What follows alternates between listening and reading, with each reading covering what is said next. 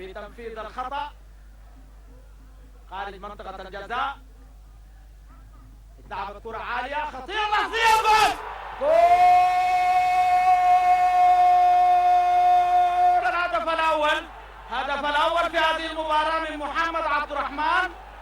محمد عبد الرحمن يسجل الهدف الأول في الدقيقة 25 براسية وجملة متفق عليها عكسية من اللاعب روفا، وتدخل محمد عبد الرحمن وخطف كرة براسه في الزاوية اليمنى لمرمى حارس المريخ علي بالرضا. محمد عبد الرحمن ينفذ التماس، مضايقة في الجهة اليسرى لفريق المريخ ويحاول دخول منطقة الجزاء والتمرير، وخطيرة خطيرة، جول! جول!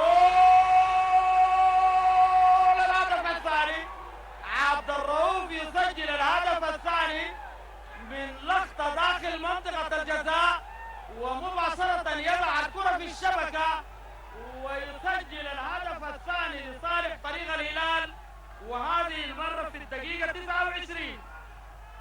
روفا يضع الكرة في الشبكة، يشعل القمة بهدف ثاني في الدقيقة 29. صد من لاعبين في فريق المريخ وزحمة داخل الست ياردات من المهاجمين والمدافعين. جان كلود يلعب كرة داخل منطقة الجزاء خطيرة، جول! جول! الهدف الثالث، الهدف الثالث لصالح فريق الهلال، الهدف الثالث لصالح فريق الهلال في الدقائق الأخيرة لشوط اللعب الأول. المباراة وإن شاء الله مزيد من الأعمال القادمة والشركات القادمة. كرة معكوسة عالية داخل منطقة الجزاء خطيرة، جول! جول! هدف رابع، الهدف الرابع لفريق الهلال من مكان بعيد جدا من وسط الملعب تقريبا.